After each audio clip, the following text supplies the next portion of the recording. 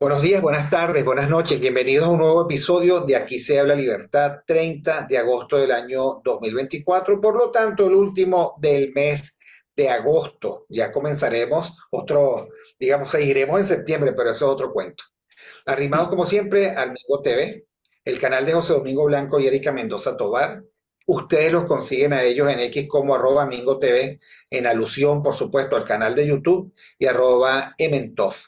Y en Instagram consiguen de nuevo a Mingo como arroba Mingo TV y a Erika Mendoza la consiguen como arroba Erika Mentof. Gracias a Catherine Manzano por la producción ejecutiva de este programa y a todos ustedes por suscribirse al canal, darle like al programa y tocar la campanita para estar pendiente de los próximos episodios.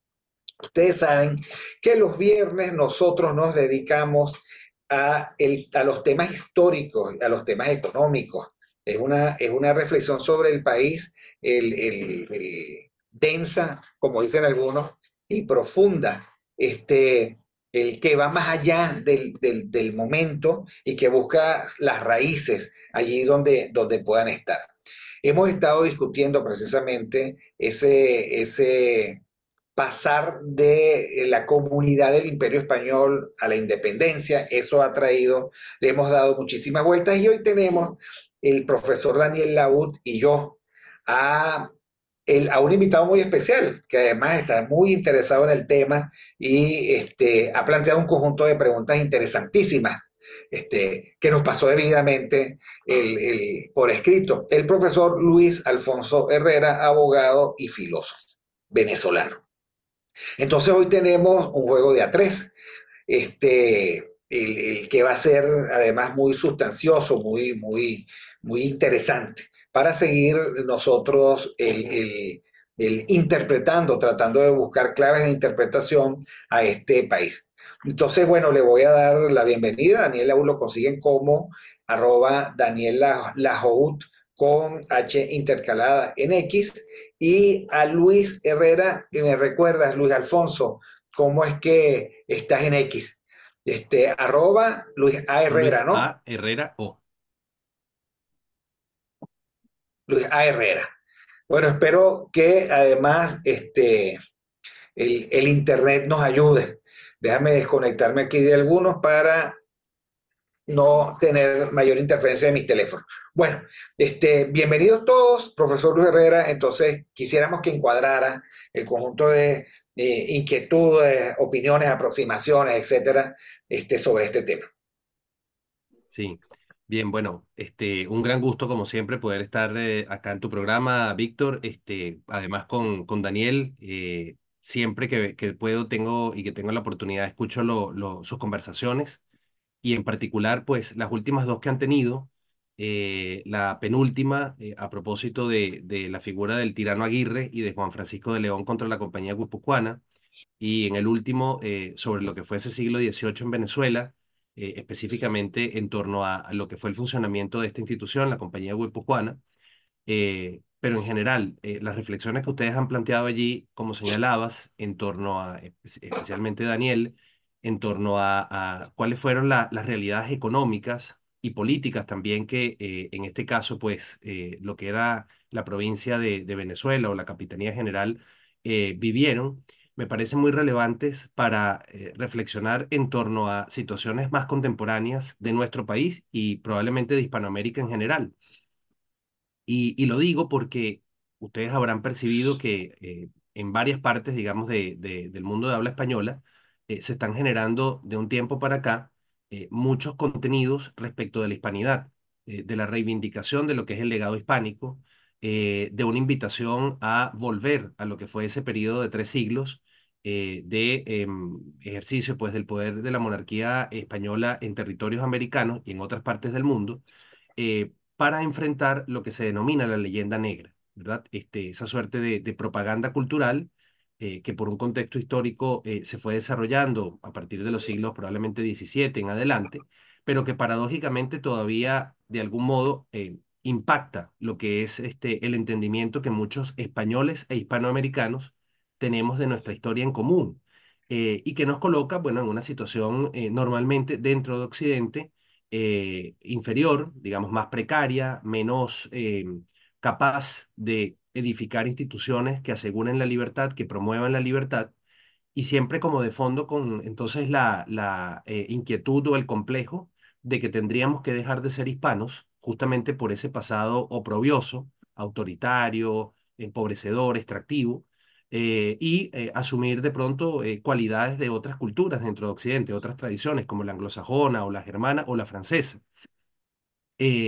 Y claro, cuando uno se sumerge en todos estos contenidos audiovisuales, publicaciones que se han hecho, también percibe que hay alguna especie, digamos, de tacto que hay que desarrollar para no de pronto llegar a una situación de generar lo contrario, una leyenda rosa, ¿verdad? Una especie de visión edulcorada o idealizada de lo que fue ese pasado.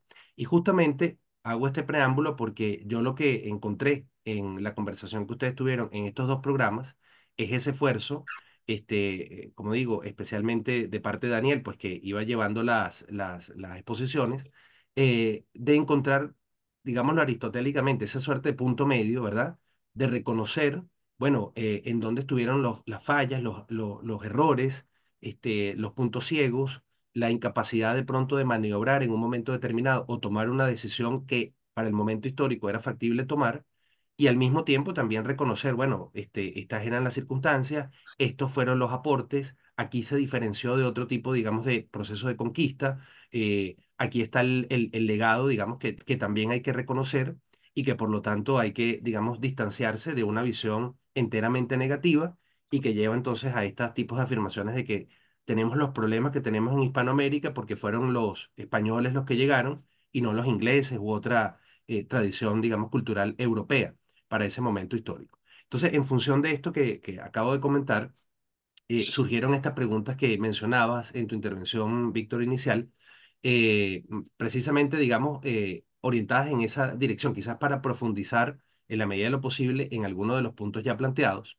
como por ejemplo los incentivos que personajes como Bolívar tuvieron para, en un momento determinado, asumir todo ese proceso de ruptura, ¿verdad? Que más que independencia, pues pareciera que cabe hablar de secesión, por ejemplo, ¿no? De desintegración, en todo caso, del Imperio Español, más que por una cuestión de ideas ilustradas, políticas modernas, bueno, algo muy humano, ¿no? La defensa, pues, de sus propios intereses familiares, patrimoniales, en un contexto en donde se puede entender que efectivamente, desde el punto de vista político y jurídico, el Imperio Español no supo tomar medidas para asegurar una gobernabilidad, podríamos decirlo en términos contemporáneos, de sus territorios en América, sino que más bien, quizás por la magnitud de la geografía, por la cantidad de problemas, en fin, estamos hablando de una época en donde no existían las comunicaciones que tenemos.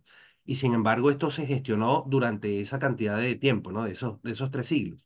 Entonces, esos incentivos que están allí, pero luego al mismo tiempo, otra pregunta que me surgió es, cómo pareciera que durante el periodo ya borbónico, que se le tiene dentro de estos enfoques hispanistas, a veces como, bueno, ya el momento de deterioro, porque viene como una influencia más bien ya francesada, medio autoritaria y estatista. Entonces esas reformas más bien vinieron como a colapsarlo todo y a incentivar las independencias o la secesión. Bueno, más bien pareciera que hay un momento en el cual se producen rectificaciones vinculadas con lo económico.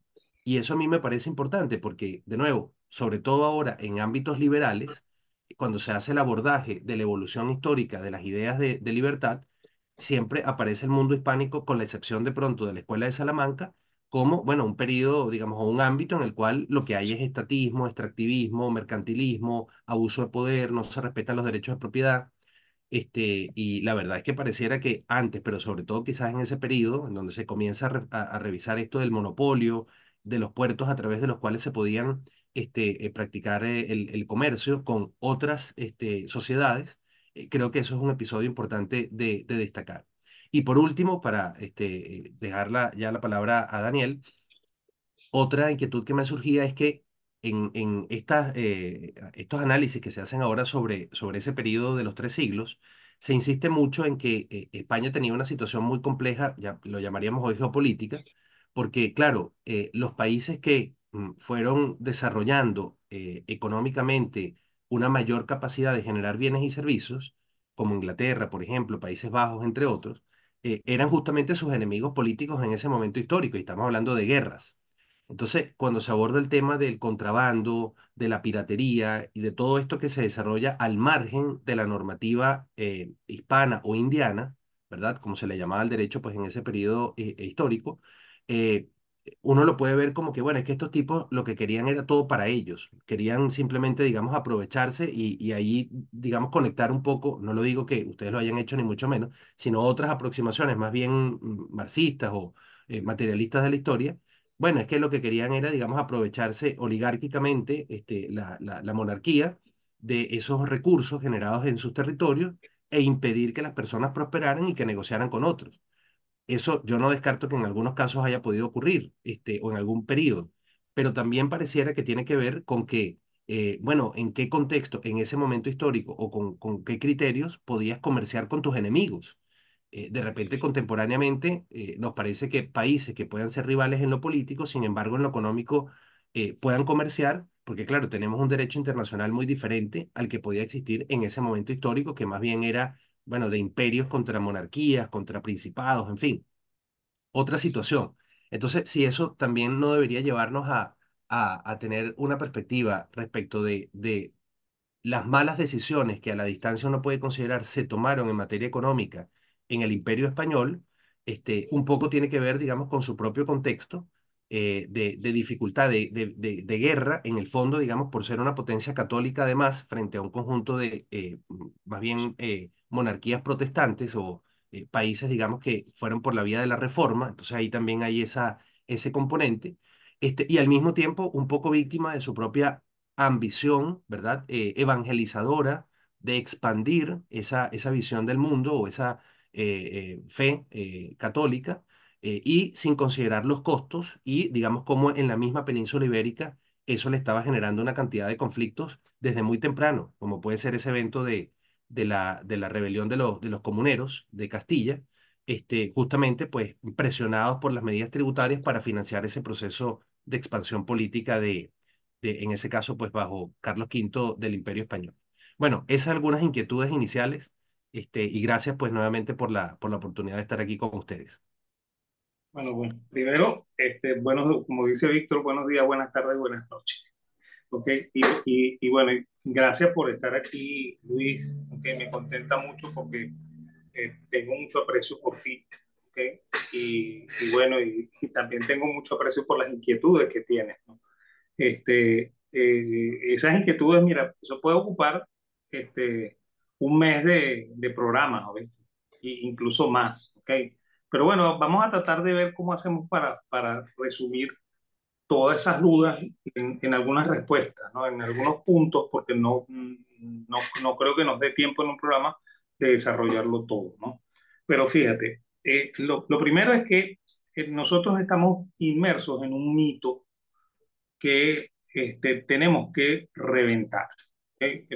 El primer mito es el dominio español, ¿okay? Y ¿cómo se llama? Y el intento hegemónico de dominarnos. ¿Okay? Eso es falso de toda falsedad. ¿Okay? España, hay que entenderlo cuando nos descubre, ¿okay? Es un país que se está creando, ¿ok? Y de hecho, los reyes católicos se mudan a Jerez, ¿ok? Por eso que se llama Jerez de la Frontera, ¿ok? Porque ellos están empeñados en tomar el sur de España, en tomar lo que se llamaba Andalucía, ¿ok? Que es el nombre que originalmente los musulmanes le dieron a España cuando la dominaron. Ellos llamaron a España Al-Ándalus, ¿okay? Así como los judíos la llamaban Safarat, ¿okay? Y por eso es que hablamos de un judío sefardí y hablamos de una civilización andaluza, ¿okay? Pero bueno, el asunto es que los reyes quieren dominar ese territorio porque ellos quieren unificar España, ¿okay? Ese es el objetivo, ¿no? Y eso es muy loable, hay que siempre resaltar mucho, sobre todo la figura de Isabel, porque Isabel es una mujer excesivamente brillante, ¿no? Y a mí me encanta que sea una mujer y una mujer en la Edad Media, me encanta ese personaje, mucho más que Fernando, ¿ok? Porque Fernando tenía también sus cosas negras, ¿no? O sea, sus lados oscuros que no son, no, o sea, no son dignos de un verdadero rey, ¿ok? Este, ellos nos descubren, ¿ok? Y nosotros jamás fuimos una colonia, ¿ok? Nosotros jamás formamos parte de un anexo de España como colonia, sino que fuimos parte del Imperio Español. O sea, y así como ellos estaban conquistando el sur de España y anexaron Andalucía, a Castilla y a León, ellos descubrieron toda esta serie de provincias, la Nueva España, que es México, ¿okay? la, la Nueva Andalucía, que es el oriente de Caracas, el oriente de Venezuela, Venezuela, que es el occidente de Venezuela, la Nueva Granada, que es lo que hoy llamamos Colombia. ¿Okay? Cada una de esas provincias fueron parte del Imperio Español. Eso hay que entenderlo, ¿no? Hay otro gran mito, ¿okay? Que el extractivismo. ¿Okay? Eso es falso de toda falsedad. ¿Okay? O sea, aquí sí que hay que entender que hay dos casas reales, ¿no? Isabel, la católica, ¿ok? Tiene una hija con Fernando que se llama Juana, que todo el mundo llama Juana la Loca, y que, fíjate, hoy, ¿ok? Después que han pasado 500 años de aquello, ¿ok? Nosotros estamos dudando de que esa señora haya sido loca de verdad, ¿verdad? ¿Ok? ¿Por qué? Porque efectivamente parece que era tan brillante como la madre, ¿ok? Y bueno, como ella no gobernó, porque parece que no le gustaba gobernar, ¿ok? Que es otra cosa por la que yo también admiro muchísimo a Juana, porque a mí esos deseos de tener poder no me gustan, ¿ves?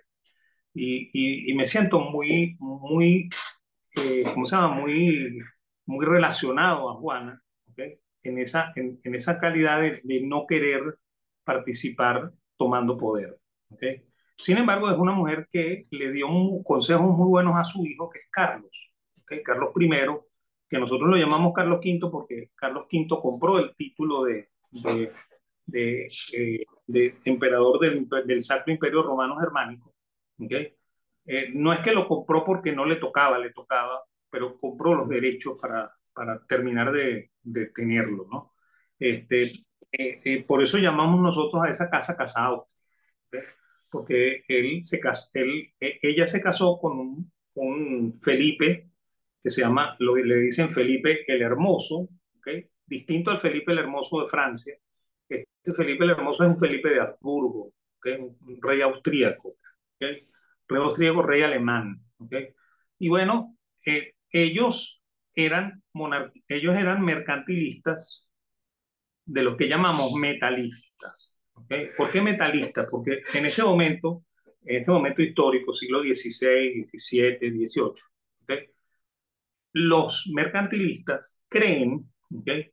Que la riqueza está efectivamente en los metales preciosos, por lo cual hay que tener minas de metales preciosos, ¿okay?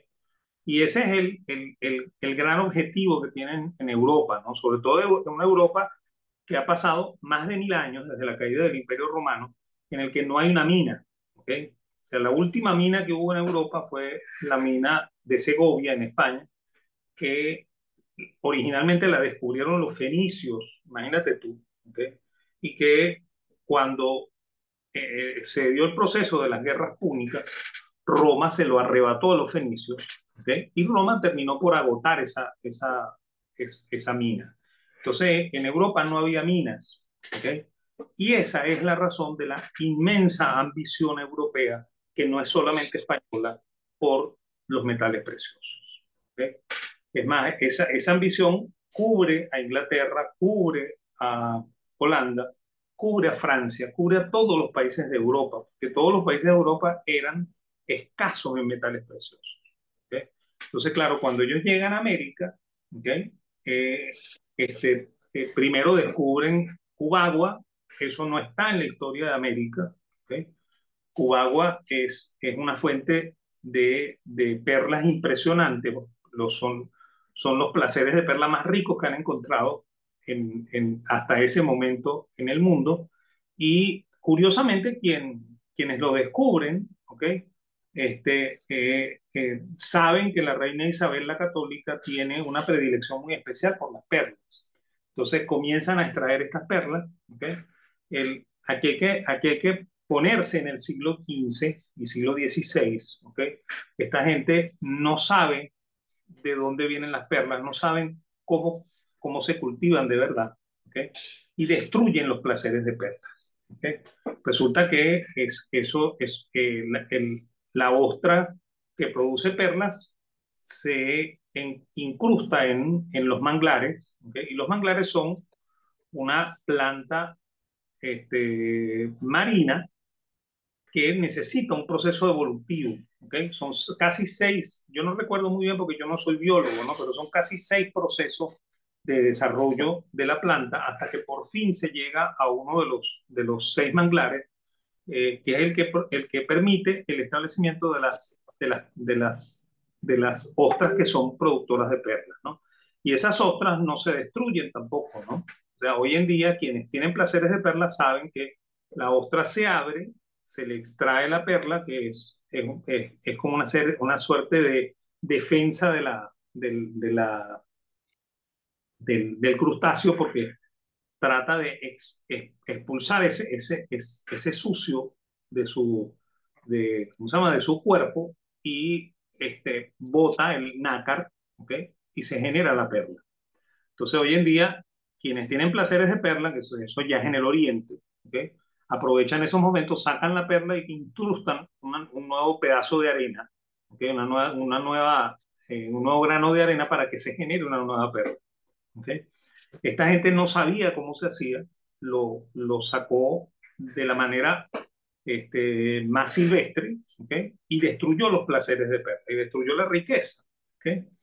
Y nosotros no podemos acusarlos a ellos de que eran antiecológicos y todo lo demás, ¿okay? Porque no es el momento histórico para estar pensando en esas estupideces, ¿okay?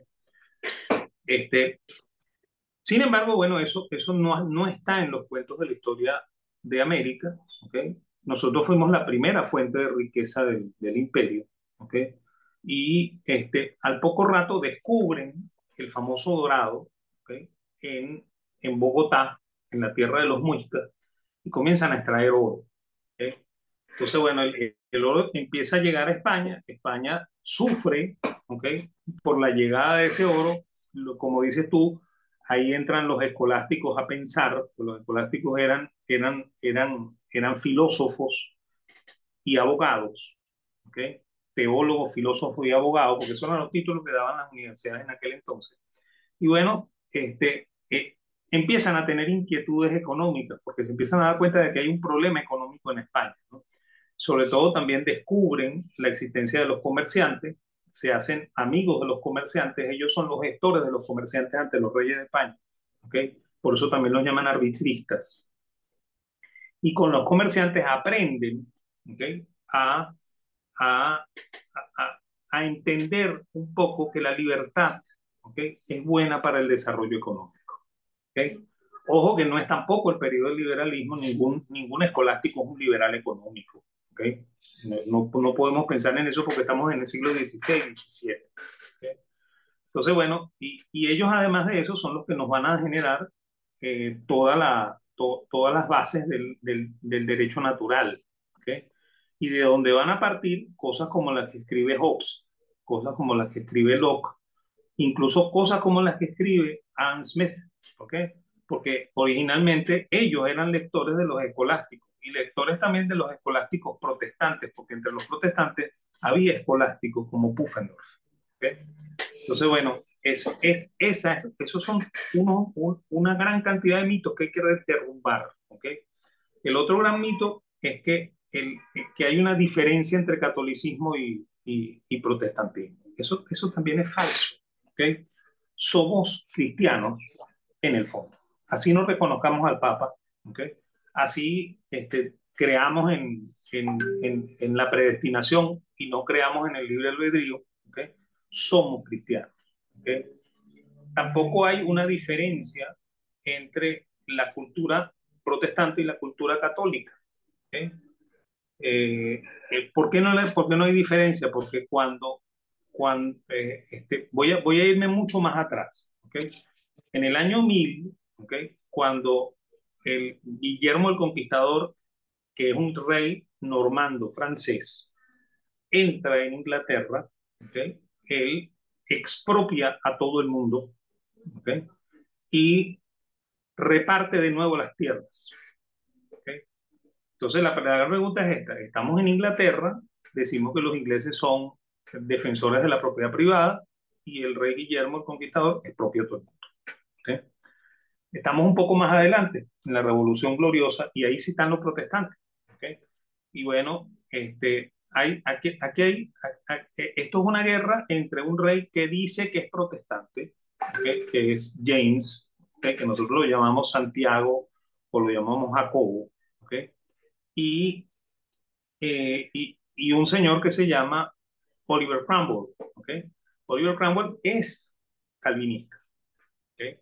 Y bueno, y como los católicos se pusieron del lado del rey, los católicos irlandeses, los católicos fueron expropiados, ¿ok? Y entonces la gran pregunta es esta: no es que el cristianismo protestante defiende la propiedad privada, parece que no, ¿ok? O sea, lo expropiamos, ¿por qué? Porque eran defensores del rey, ¿ok?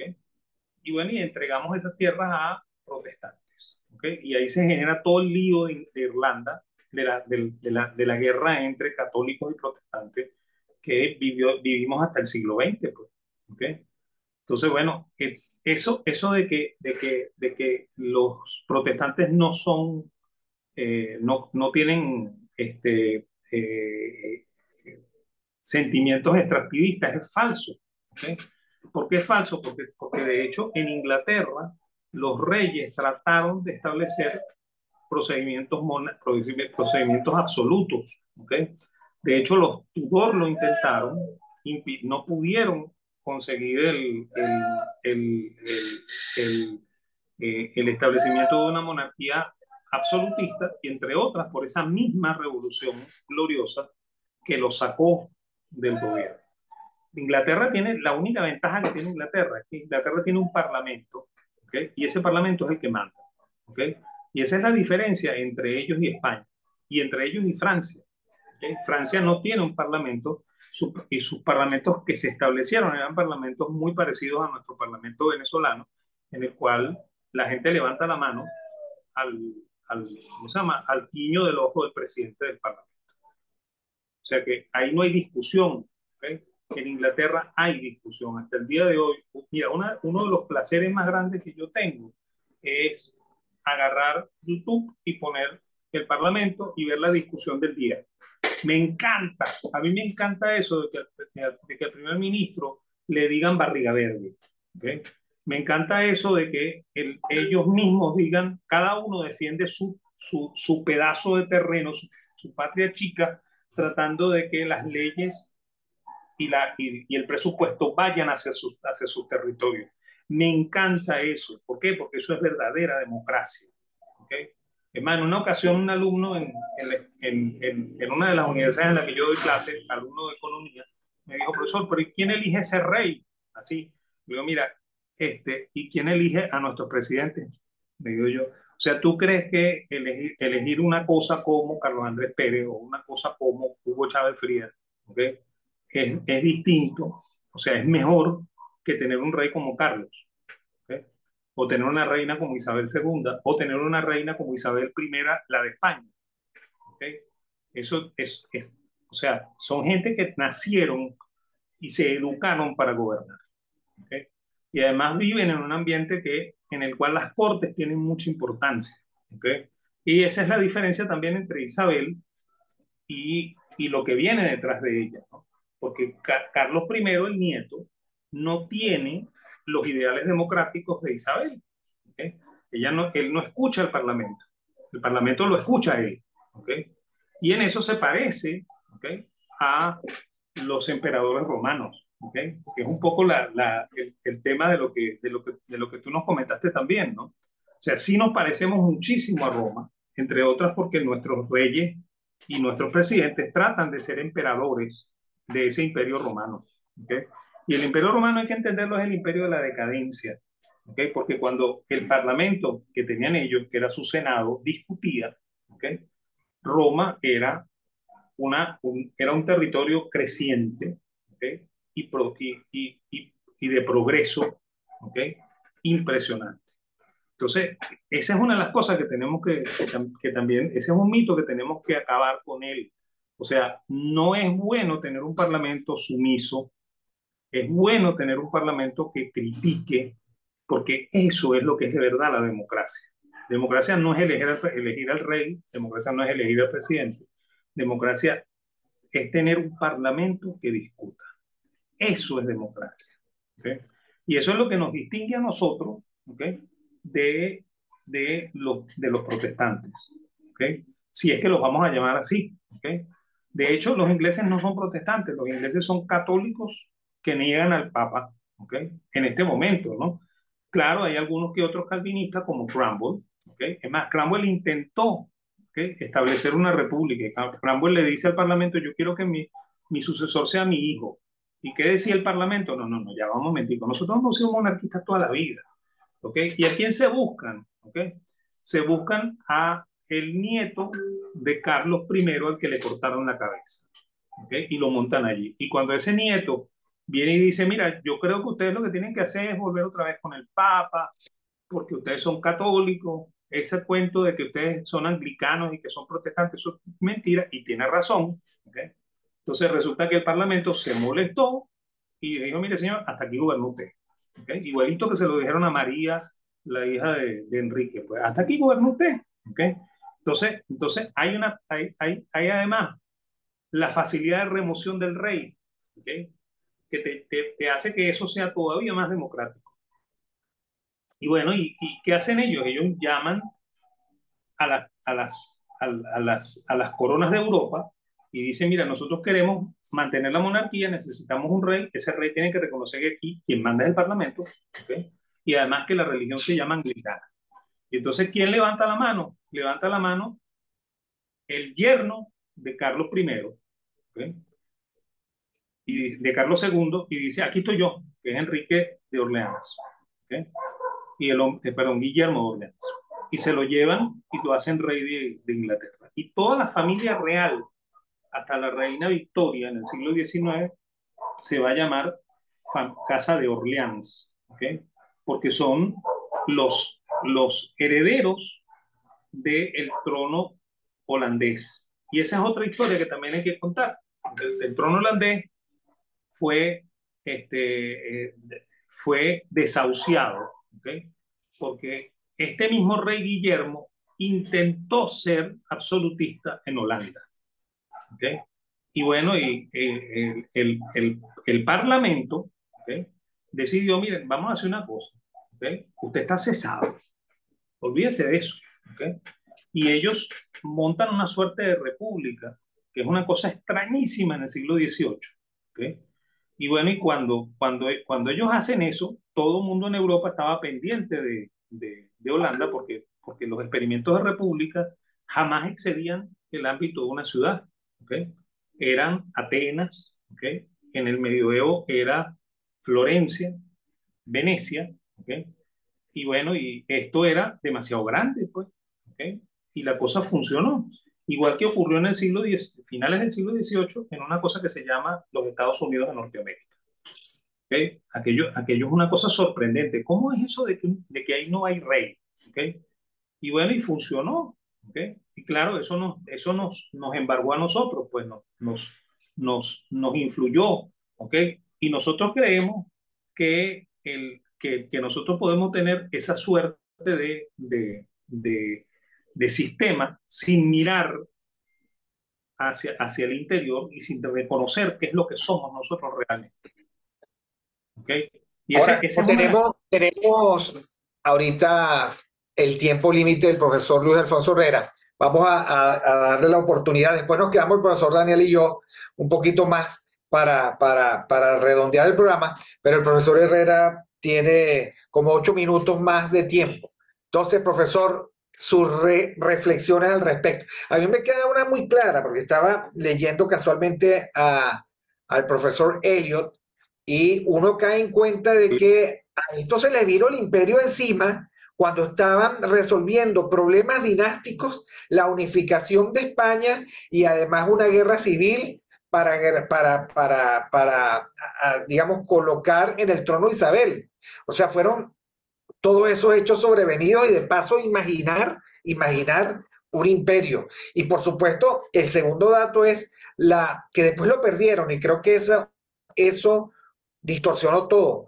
La extrema pobreza de Isabel de Trastámara y de Felipe de Habsburgo, que para casarse tuvieron que pedir prestado. Es otra cosa porque estaban casándose a escondidas. Entonces, claro, los puntos de partida, como lo plantea el profesor Laúd y Luis Alfonso, nos dan que pensar de la inmensa dificultad de gestión de algo que de repente les cayó encima y de broma no los aplasta. Pero profesor, no le quiero quitar el tiempo al profesor Herrera. Ok, Sí, bueno, en atención a lo que nos ha comentado Daniel, plantear de nuevo que es importante trascender estos mitos, ponerlos en cuestionamiento.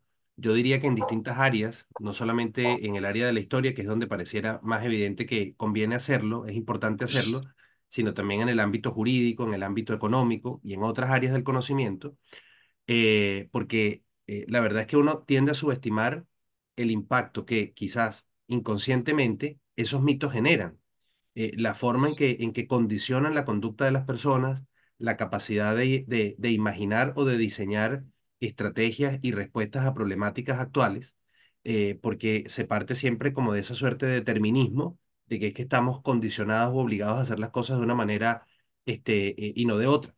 Por ejemplo, eh, en este texto muy famoso del historiador inglés, Niall Ferguson, se llama Civilización, Occidente y el resto, o Occidente y los demás. Ahí hay un capítulo muy interesante sobre el asunto de la propiedad, cómo la propiedad privada es un pilar fundamental pues, para la prosperidad que hubo, que se logró en Occidente.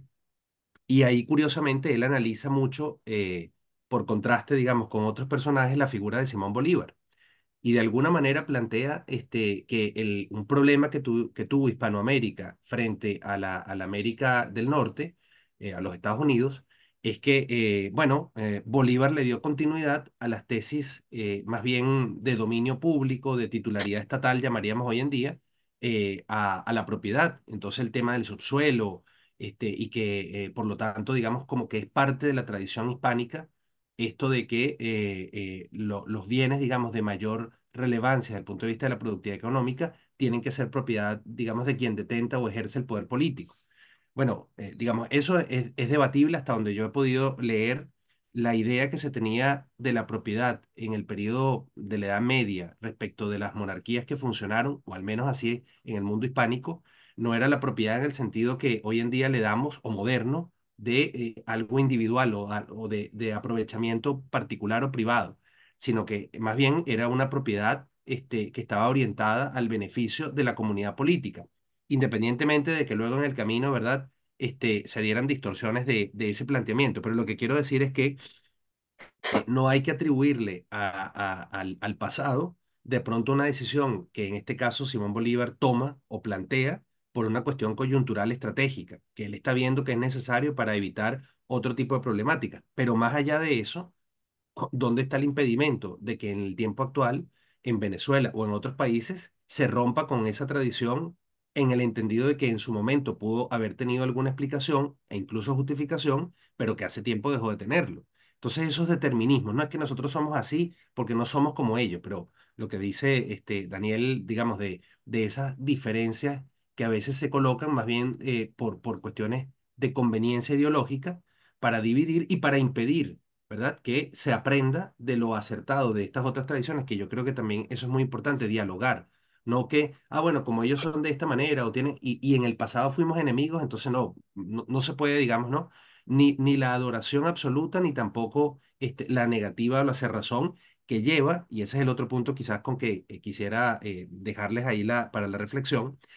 Yo diría que esa combinación, por un lado, de olvido, de desconocimiento o incluso de repudio a ese pasado, a estas experiencias de las que estamos hablando y ustedes han hablado en los programas anteriores, del mundo hispano, donde hay tantas cosas que conocer y aprender. Y por otro lado, esa suerte de adoración a otras tradiciones de forma acrítica, sin ver estos aspectos más bien problemáticos, negativos, me parece que en nuestros países ha sido un factor que ha facilitado la penetración de ideologías revolucionarias redentoras o caudillistas. ¿Por qué? Porque claro, si uno tiene amnesia, si uno no tiene capacidad de aprender de su pasado o no lo conoce, está como en una especie de búsqueda de sentido. Y en esa búsqueda de sentido, bueno, es muy factible que sobre todo si tienes un contexto de pobreza, de falta de educación, etcétera, cualquier mensaje redentor, sea por vía de un caudillismo de corte militar o sea por vía de una revolución colectivista, bueno, eso puede prender, porque los anticuerpos necesarios que están justamente en la tradición, en el conocimiento histórico, en las experiencias, aprendizajes, de los aciertos y los errores no está. La gente piensa que en muchos casos empezamos en el siglo XIX con las repúblicas y no es así. Nosotros tenemos una historia que es tan antigua como todo lo que ocurrió en la península ibérica, por lo menos. Entonces, en la medida en que, y esto lo tomo por cierto de Julián María, que tiene unos trabajos y unos programas en YouTube se consiguen sobre Hispanoamérica en donde lo plantea, es que tenemos una historia compartida, los hispanoamericanos con los españoles. No la podemos ver como dos cosas separadas.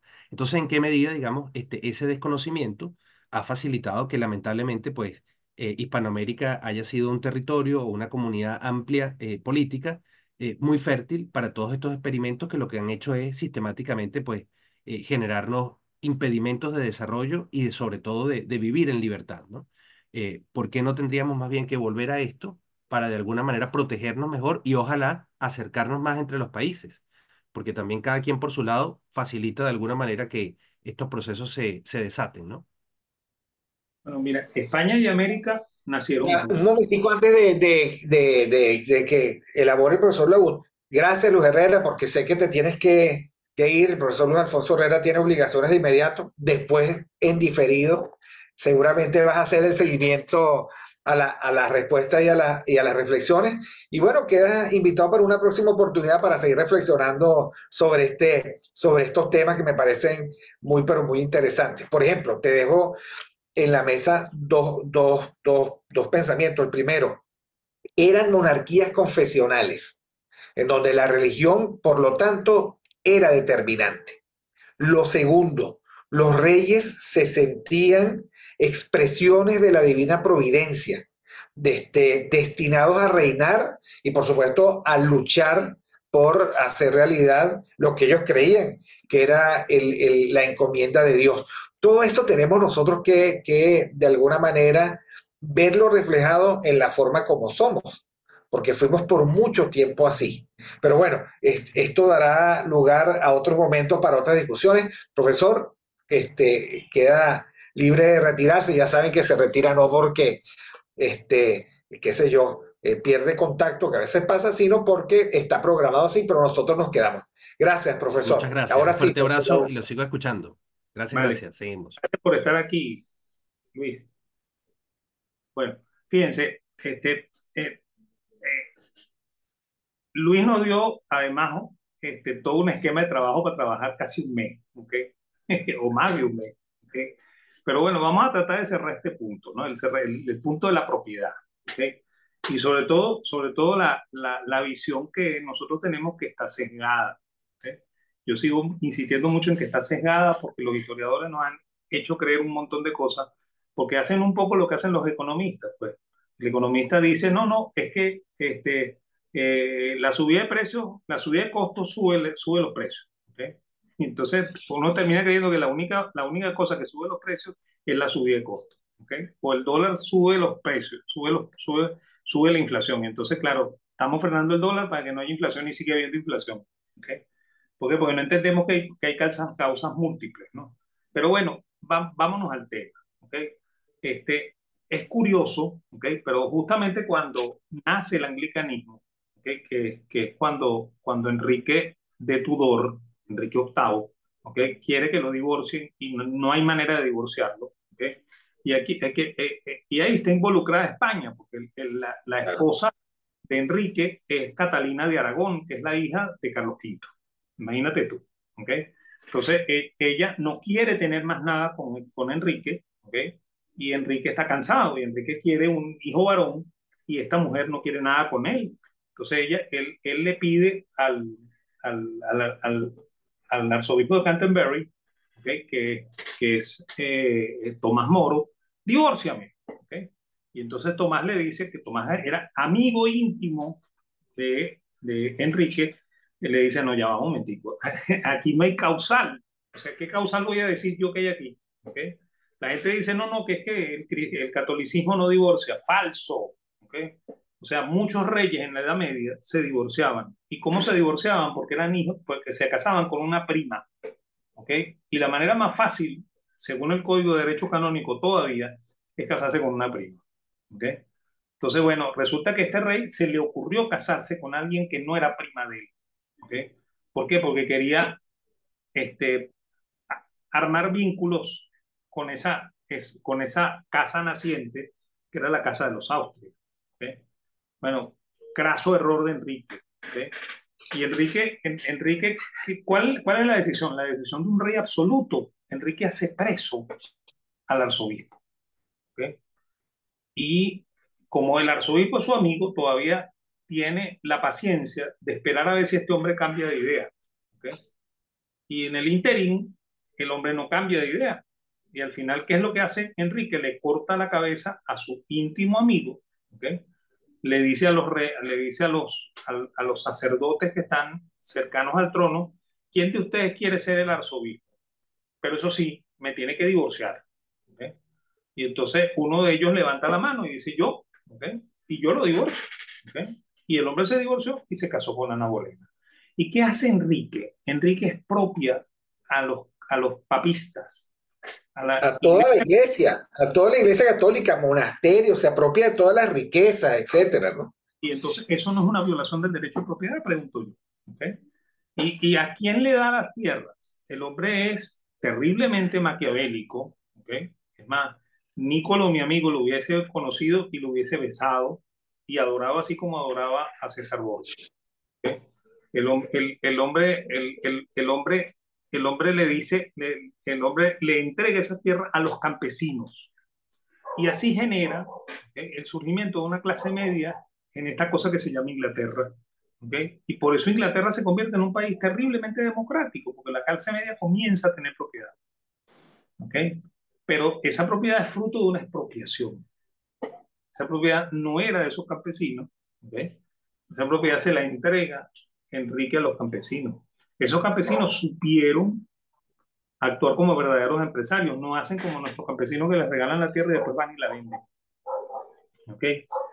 Mandaron a sus hijos a las universidades, mandaron a sus hijos a las escuelas, sus hijos son los que van a hacer la revolución gloriosa, los que se van a sentar en el Parlamento, ¿okay?, a hacer la revolución gloriosa. ¿Okay? Esa es la diferencia fundamental entre Inglaterra y España. ¿Okay? No es una diferencia porque ellos son mejores que nosotros, ¿no? Porque de hecho, fíjate, nos hubiesen conquistado los ingleses, ¿okay?, y nadie garantiza que nosotros fuésemos los Estados Unidos de Norteamérica. ¿Okay? Igual que nadie puede garantizar que nosotros seríamos Jamaica, ¿okay?, o que nosotros seríamos Trinidad. ¿Okay? ¿Por qué? Porque todo eso estuvo Sí, porque conquistado. todos hablan de Estados Unidos como modelo, ¿no? Pero la Claro. verdad es que ahí tienes a Jamaica, ¿ok? Bueno, Allí tienes a Trinidad y Tobago. y fíjate una cosa que tiene mucho que ver con Luis, porque Luis vive en Chile. ¿Okay? Chile era considerado en el Imperio Español lo último, ¿okay?, lo peor de lo peor. Es más, cuando don Andrés Bello, ¿okay?, le dice a su hermano, le escribe a su hermano, ¿okay?, me voy para Chile, el hermano le dice, pero ¿qué vas a hacer, Andrés? Tú estás loco. Ese es el último lugar de la tierra. ¿Okay? ¿Qué vas a hacer tú allá? ¿Okay? Bueno, Mira, es vente que para... hace poco escuchaba yo que está en el canal de YouTube el discurso de Rómulo Betancourt al regresar en el 58, que por lo visto llega y pues se da un discursazo de unos 40 minutos.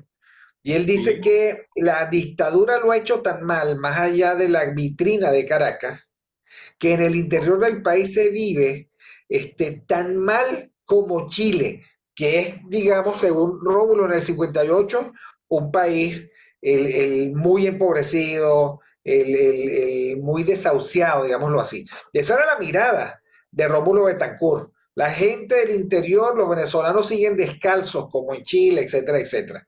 Entonces, usted tiene absoluta razón de que Chile siempre fue considerado así como que el último reducto, ¿no? Sí, bueno, y fíjate, cuando Andrés Bello le dice eso al hermano, le escribe eso al hermano, el hermano le dice, pero vente para acá, para Caracas, aquí está tu casa, ¿ok? Y en nuestra mesa, mira, un plato más, ¿ok? Te lo damos, ¿ok? Pero no te vayas para Chile, ¿ok? Claro, el hermano no entiende, ¿ok? Que este hombre se ha casado ya 3 veces y que tiene 5 hijos, ¿no? ¿Ok? O sea, Sí, no es sí, un eso plato, iba a son decir. 2 platos, La ¿ok? carga de hijos de Andrés Bello no era un plato, eran 6, por lo menos. Y hay que contar también la historia completa de don Andrés Bello. ¿Por qué? Porque don Andrés Bello estaba pasando hambre en Londres. Ese hombre tenía 20 años siendo en parte de la Embajada de Venezuela en Londres, porque él fue en 1810 con Bolívar y con Luis López Méndez, y era el secretario de la embajada. ¿Okay? Y ese hombre no cobraba sueldo. ¿Okay? Y tenía que ir para el supermercado, el mercado de aquella época, y le tenía que pedir fiado al señor del supermercado. Y el señor del supermercado, obstinado porque este hombre no paga, ¿okay? Lo demanda y el hombre termina preso. ¿Okay? Y don Andrés Bello no le queda más remedio que dar clases de castellano, que trabajar con Bentham, ¿okay? Que escribir cosas para Bentham. ¿Okay? Así es como él aprende a hacer derecho, porque trabaja con Bentham. ¿Okay? Y bueno, y resulta que Chile le encarga un código civil, ¿okay? Y él lo hace, lo elabora, lo entrega y Chile le paga. Y bueno, y él dice, bueno, pero ese país que es tan pobre me paga, Venezuela no me paga, ¿ok? Es más, el final de la República de Colombia es anecdótico por las cartas entre Bolívar y Andrés Bello, ¿ok? Y ahí va otra vez el derecho de propiedad. Bolívar es dueño de una inmensa fortuna, ¿ok? Y es dueño de una mina, ¿ok? Y él le dice a Andrés Bello, yo quiero que usted me venda la mina que está en Aroa. Y esos reales me los deposita en bonos de la reina. ¿Por qué? Porque yo no quiero traer eso para acá, porque este país no es seguro. Así le dice Bolívar a Andrés Bello. Y Andrés Bello no le responde nada de eso a Bolívar. Andrés Bello le dice a Bolívar, mire, pero ¿cuándo me van a pagar? O sea, yo tengo 20 años aquí trabajando por ustedes y ustedes no me han pagado, páguenme. ¿Okay? Y entonces ahí va a haber varias cartas. ¿Okay? Bolívar le dice, véndeme la mina, y este hombre le dice, págame. Véndeme la mina, págame. Aquello parece un popurrí de música, ¿okay? En el cual no hay sentido, pues, o sea, ninguno contesta la petición del otro. ¿Okay? Por eso yo a esas cartas le digo la expresión de la esquizofrenia epistolar, ¿okay? Así la llamo yo. ¿Por qué? Porque son dos temas distintos que no tienen respuesta nunca. ¿Okay? Y bueno, y Bello se va a Chile y contribuye en Chile, ¿okay? Siendo el rector de la universidad, apoyando al Parlamento. Es un hombre del Partido Conservador chileno, que es el que va a gobernar a Chile. Y ese Partido Conservador establece un sistema de comercio liberal, ¿okay? Y Chile comienza a tener comercio con el Extremo Oriente. Ellos empiezan a negociar con China y con Japón, ¿okay? Y Chile se convierte en una potencia, ¿okay? Chile es potencia antes que los Estados Unidos, ¿okay? ¿Y cómo destruyeron esa potencia? Bueno, cuando los socialistas empiezan a llegar al poder, los socialdemócratas, ¿okay?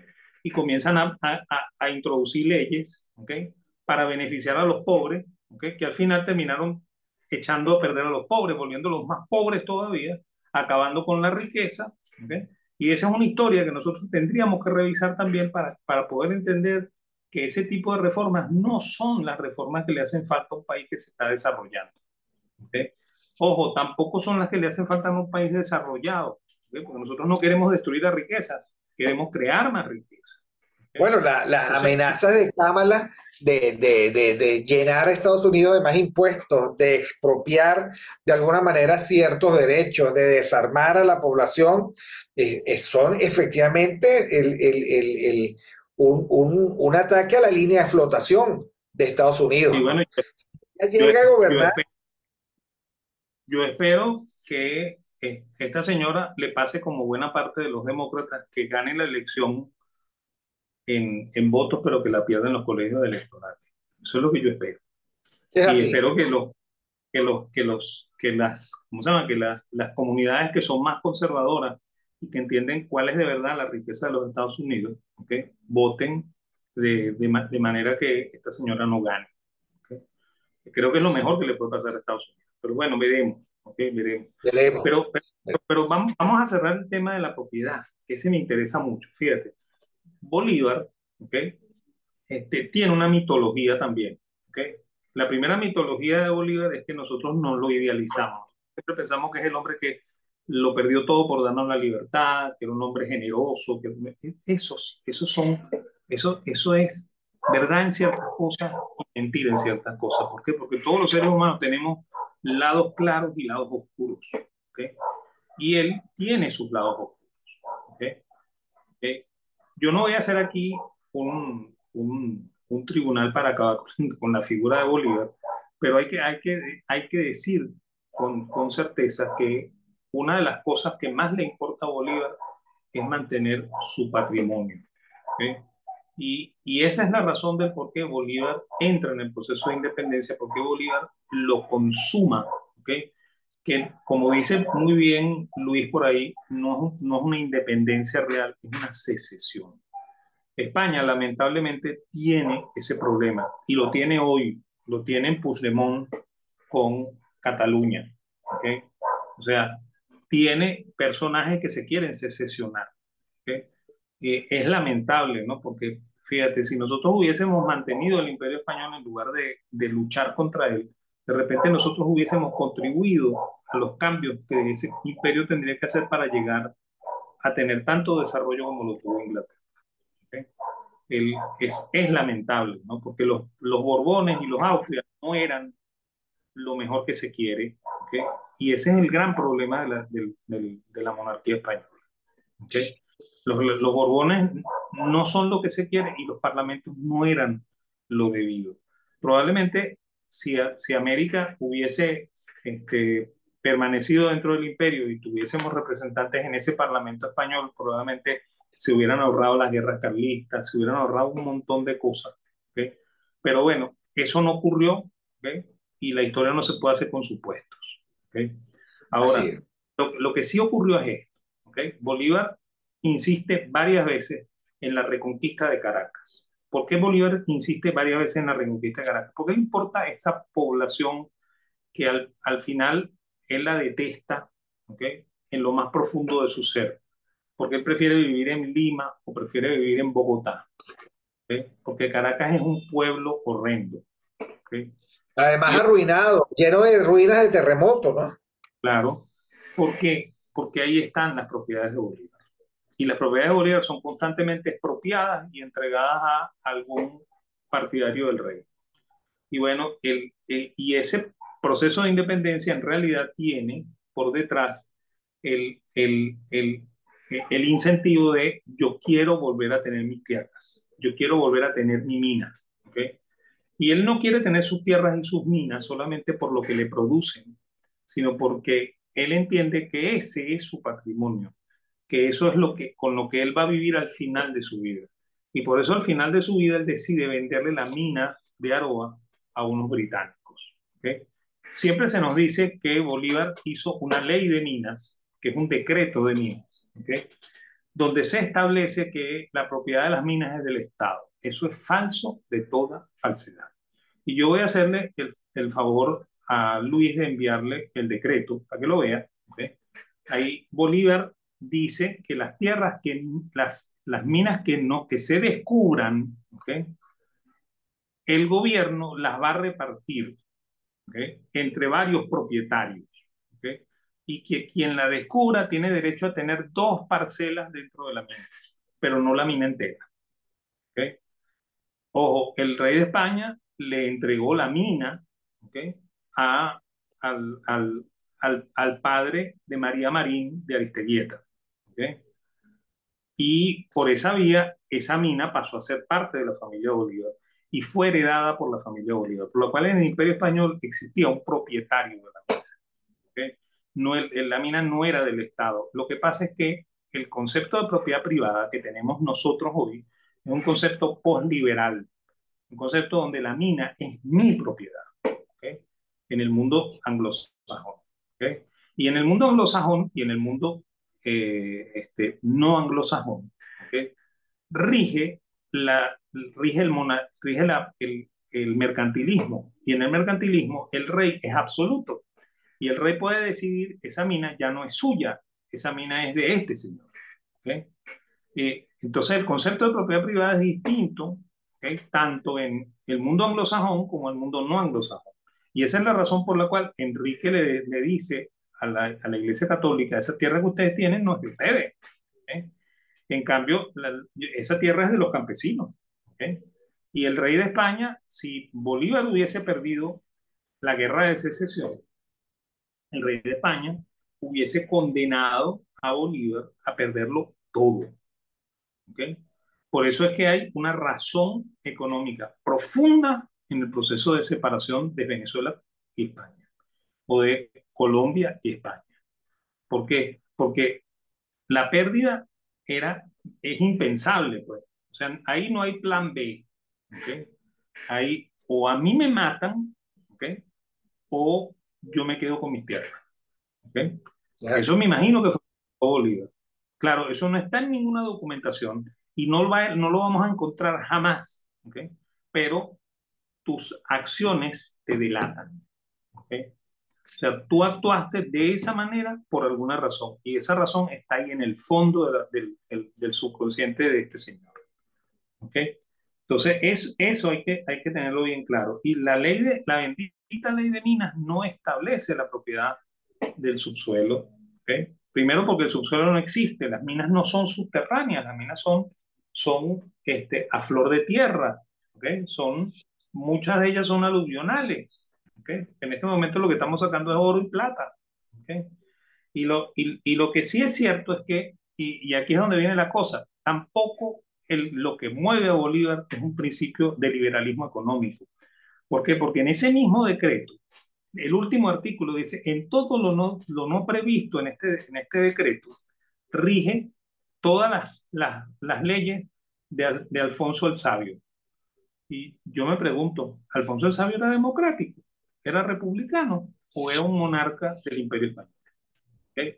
Entonces, estamos separándonos no para acabar con las normas del Imperio Español, sino para preservar las normas que a mí me interesan del Imperio Español. ¿Okay? Del Imperio Y Español. ese es el concepto de Bolívar en su cabeza. Él no tiene un concepto republicano, ¿okay? Por eso es que él quiere un Congreso sumiso. Él no quiere un Congreso como el Parlamento británico, ¿okay? Por eso nuestros presidentes tampoco quieren un Congreso como el Parlamento británico. Es más, yo he oído a más de un colega mío, profesor, ¿okay?, que me dio clases a mí, y profesores que hoy en día me acompañan en el magisterio, ¿okay? Y los he oído decir: no, es que nosotros no podríamos tener un parlamento así. ¿Tú te imaginas? ¿Okay? Claro, eso es democracia, ¿okay? O sea, nosotros no podemos tener democracia, ¿okay? Nosotros necesitamos una monarquía absoluta, y eso es lo que tenemos, ¿okay? Así Eso es. sí, Y la puedes ser cambiamos cada un líder hoy, si sí, pierdes mañana, te tienes que ir de inmediato, abandonas el Palacio de Gobierno, renuncias y pasas, digamos, al absoluto anonimato, porque es que no colocan el énfasis en el líder, sino en la democracia, en la discusión, en el debate. Y un debate absolutamente desencarnado, que me imagino que también para ellos dirán al final: nada personal, así es como nosotros planteamos las cosas. claro. Pero seguimos conversando esto. A mí me parece absolutamente claro el tema. Enrique VIII transforma Inglaterra, le corta la cabeza a más de uno, expropia a todos los monasterios, juega con las propiedades de sus nobles, simplemente porque él quería dejar a Catalina de Aragón. Que se escriba o no se escriba así la historia es otra cosa, pero es así. Bolívar hizo todo lo que hizo porque él quería preservar su patrimonio, porque además en ese momento o tenía patrimonio o pasaba a ser la nada, y además es la típica psicología del segundón. O sea, del que por suerte, simplemente por suerte, llega a tener algo de patrimonio a través de las volteretas del destino. Y al final uno no puede quitarle una cosa a la otra. Y lo otro es creer que los hombres son sus discursos públicos. Y de verdad que la trayectoria de los hombres, más allá de sus discursos públicos, que pueden ser llenos de frases dignas de citar, es su intención y las razones por las cuales necesita poder y quiere poder. Esa es otra cosa y me parece absolutamente diferente. Creo que nosotros tenemos una versión de la realidad mesiánica y providencialista y eso nos hace ver la realidad de manera diferente a como efectivamente es. Pero será otra discusión en otro momento. Muchísimas gracias, profesor Laud, por esta cátedra de los viernes. Gracias a Luis Alfonso Herrera por habernos acompañado y seguimos en estas reflexiones. Gracias a todos por suscribirse, por darle like, por tocar la campanita y bueno, nos seguimos viendo. Saludos a todos.